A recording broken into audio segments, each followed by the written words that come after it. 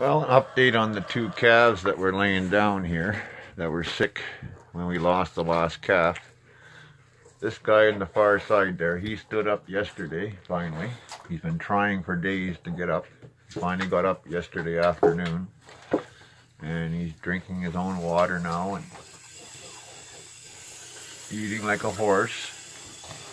And this guy here, he's gaining his strength back. He's trying to get up, but he's still pretty weak yet. But I've been pouring the new brand, that regular brand of medicated calf starter mixed with whole corn to as much as they will eat. And I keep water by this guy, plus I give him milk replacer, high doses of milk replacer once a day to make sure he's getting nourishment. And I was giving him milk replacer as well. This Jersey bull, he's doing great, and he's pretty much strictly on grain now. He turns down the milk, believe it or not, and he wants to eat the other guy's grain. And he has a fill of that, and then he'll come and eat his half a liter to a liter of milk that I give him with his grain, calf starter and whole corn mixture. But I'm glad to see this guy is standing up. It was touch and go whether I was going to lose him or not, because he was in pretty bad shape. I'd come down here some days and he'd be right over on his side with his head on the ground and his eyeballs rolled back, and same with this guy here. But he keeps trying to get up too, and just like this other guy did. And they struggle. And still giving them penicillin. I've been buying penicillin by the friggin' bottles, plus that respiratory medication. And he's drinking water right now. It was touch and go. He still seems to be struggling to breathe, but I'm doing everything I can for him. And he was struggling to breathe too, but he seemed to have pulled out, and he's standing up now, and he was standing up when I come down this morning. Today is Monday, December the 4th. And like I say, I've been just pouring the medicated calf starter in the brand I normally use. So I'm thinking that it was that Cargill brand is been contaminated somehow, because like I said, I was feeding that to them, and it's like 5 calves went down that I was feeding the stuff to, and 3 died. And I couldn't pull them out of it, and it didn't dawn on me that maybe it was the feed, and because they had the symptoms of being low on colostrum. But I believe it's the feed. I'm just waiting on a report to come back, because like I said, it did smell off, but I just thought that was just a different brand, that it had a different smell to it than just straight molasses.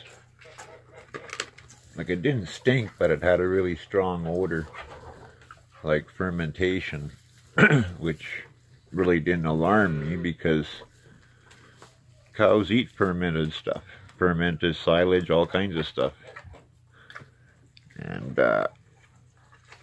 but I lost 3 calves in the process, and I'm just hoping this last guy will get up on his feet here in the next day or two, because he keeps trying now. He wasn't trying for the longest time, and I keep rolling him around and putting fresh bedding underneath them and keeping them dry. just as I did with that one there, and he's standing now, so.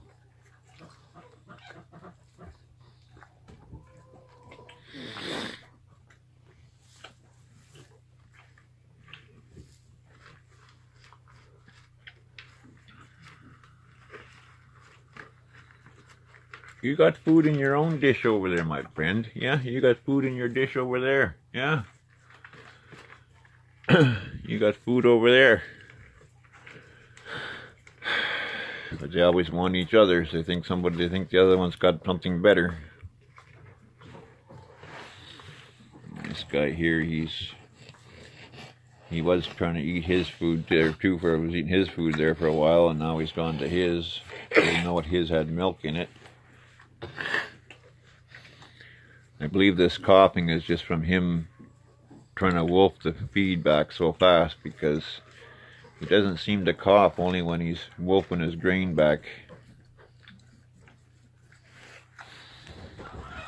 We're gonna get him some more water here. Oh! I had to put a silky chicken in here because other chickens were ganging up on him.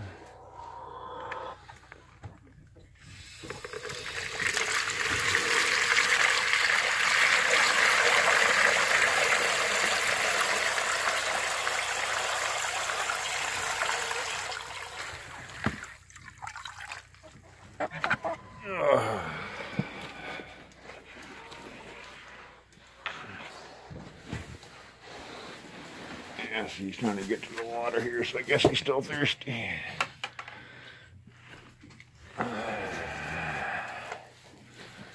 You want some more food? Hmm?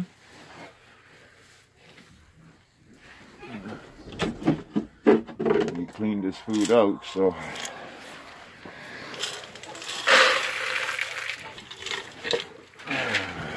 A little bit of corn.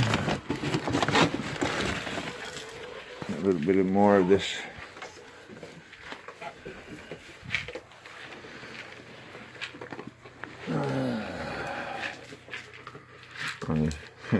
He wants to eat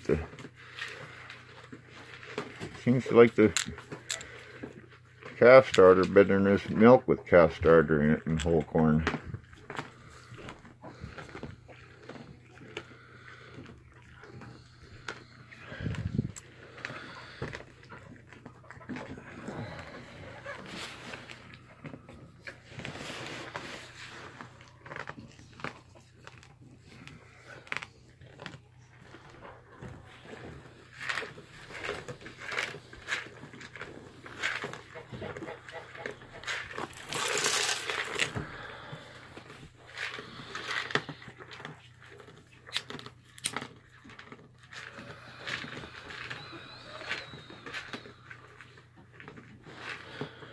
I've been just pouring it to them as much as they'll eat.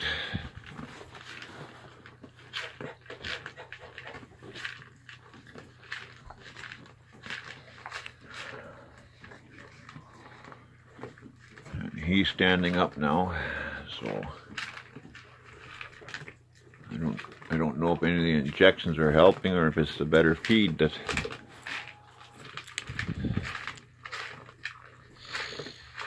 The injections didn't seem to bring them around at all, and I just started pouring the feed to these two guys as much as they would eat. And what tipped me off to it was I'd feed them and they would eat it all, and they'd see me wrestling to get more grain out of the pail for the other turkeys and chickens and turkeys, because all the feed is in the other room there. And these guys would be trying to get up, trying to come towards me. Trying to eat my hands, are you? Come on, eat your breakfast.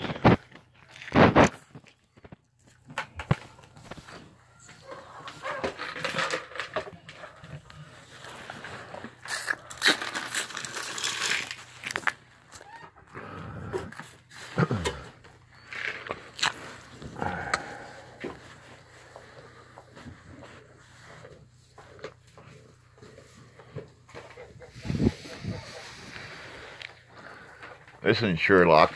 Yeah. You got your foot in the pail. Yeah.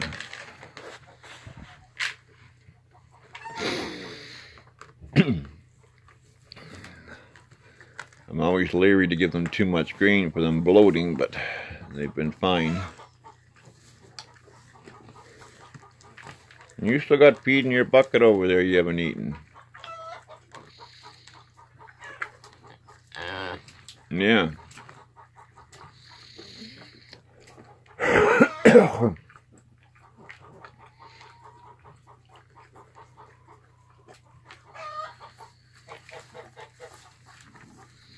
Yeah, I'm getting about 2.5 to 3 dozen eggs now from the chickens, and about every second day a duck egg.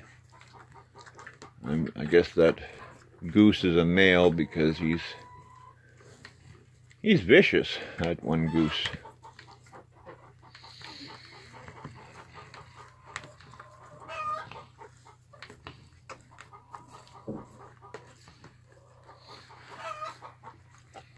He's gone back to his milk here and that now. But like I say, I only give him about half, 3/4 to a liter of milk replacer. But I give him his grain first of all, and I let him eat that until he loses interest in it. And he eats it for quite a while, and then I pour a little bit of milk in it because he starts bellowing. And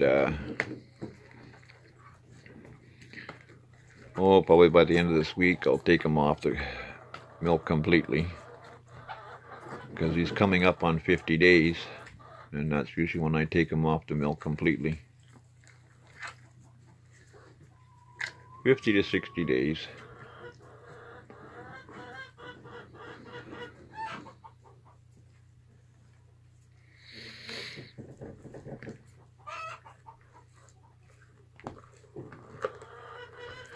Today we're raining outside. It's at +2 all night, and the rain has subsided right now, but the whole yard is like a skating rink now, worse than it was.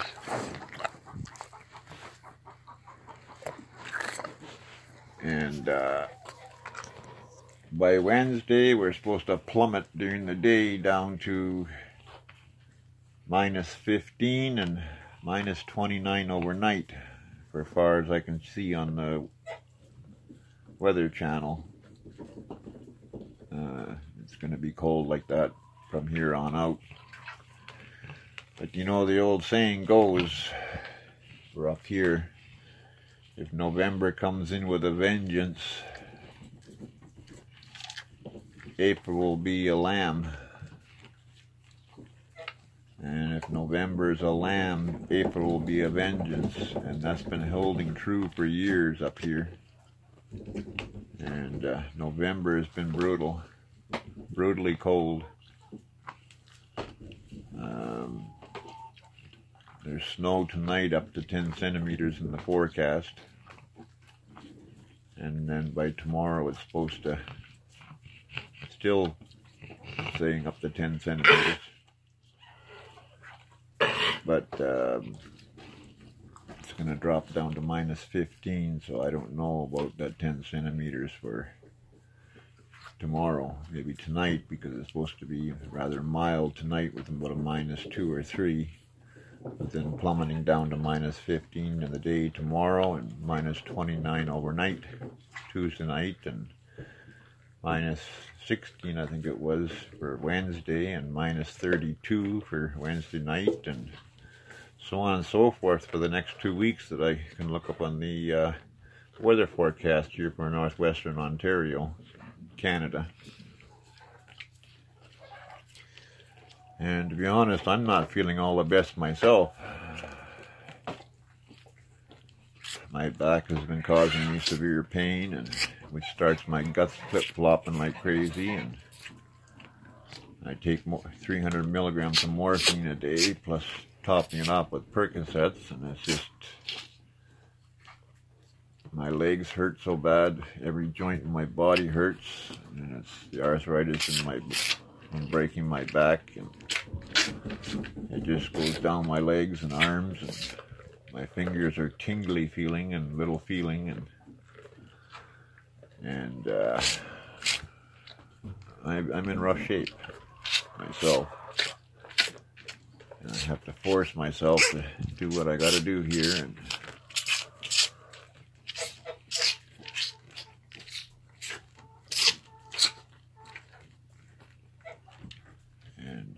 it's been a financial stressful situation here the last month and a half with all the sick calves and the additional cost of medications, and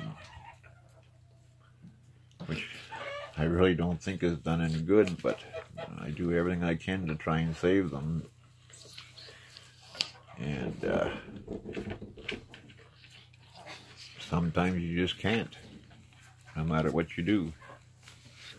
But I'm grateful that this guy is standing up and he's looking strong.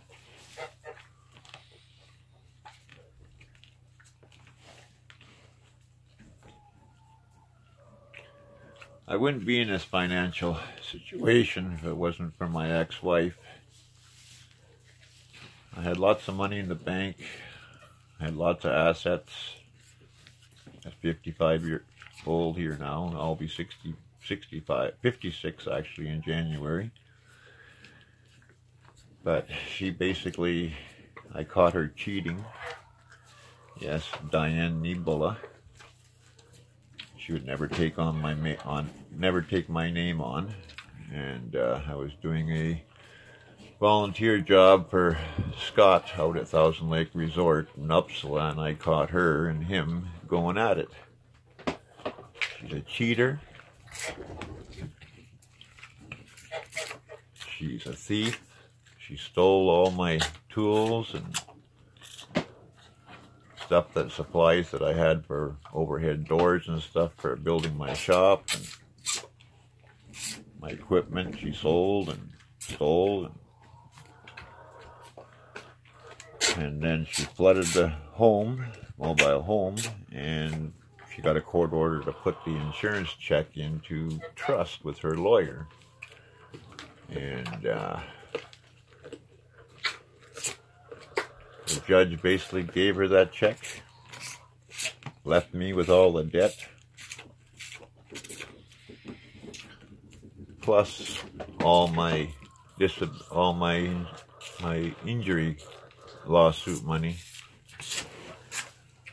plus gave her a court order to sell my property that I bought when she paid for cash when I was 18 years old, and basically, I've been left with nothing since 2006, and I live on an $800 pension from my injuries. I lost many thousands of dollars in lawsuit money I had in the bank that I had to hand over to her, a cheating little BIC blah blah blah.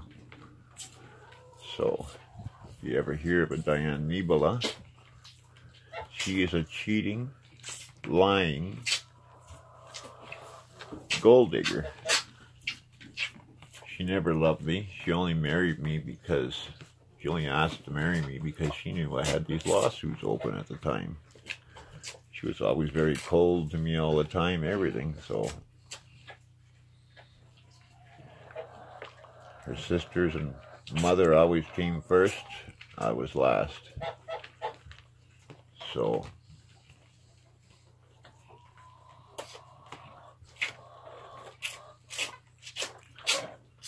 I've been just trying to get by myself here ever since. And I'm making the world know what she's all about, as well as I'm going to make the world know what other women have done to me and what they're all about, so people know what happens. And I caught her red-handed.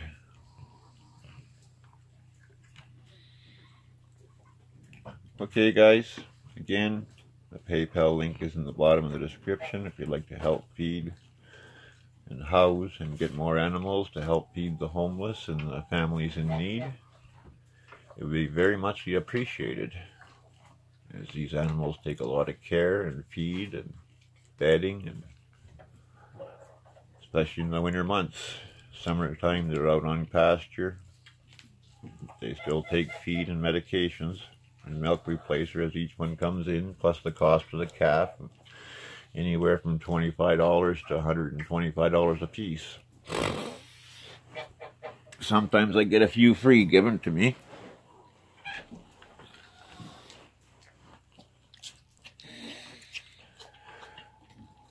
Dairy farmers. Well, one particular dairy farmer gives me a lot of them.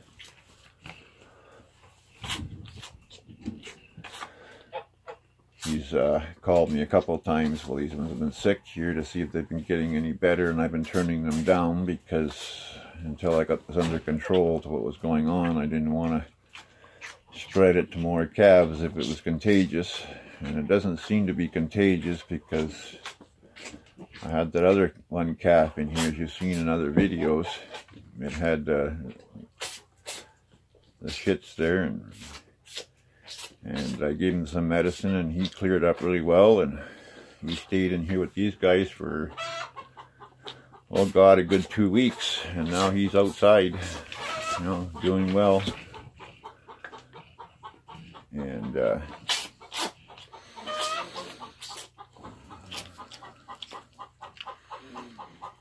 he goes in the other barn with the other bull, and well, he's a steer now because he's been castrated, and that limo cross. He's staying in that pen over there in the other building with them. So I just have this guy here is not sick, and he's been here since day one. So doesn't seem to be anything contagious. And the reason why he was in here was because he had the shits too when he first came. And it took many treatments of medicine for him to tighten up. Oh, you know, I let him suck on my fingers. Because like I say, I want him to be friendly, because I'm not going to castrate this guy. I'm going to use this for a Jersey breeder.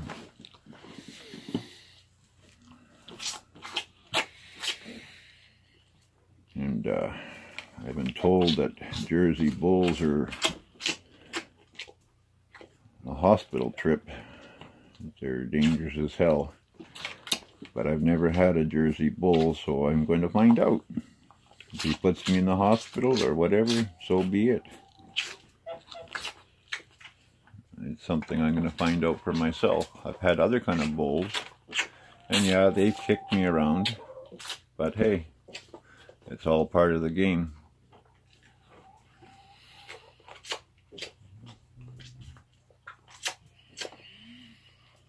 So anyway, I'm feeling really weak here, guys. And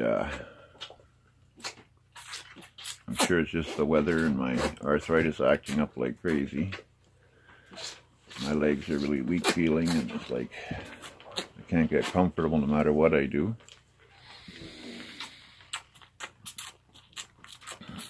So take care and have a great week, and we'll see you in the next video. Thanks a lot.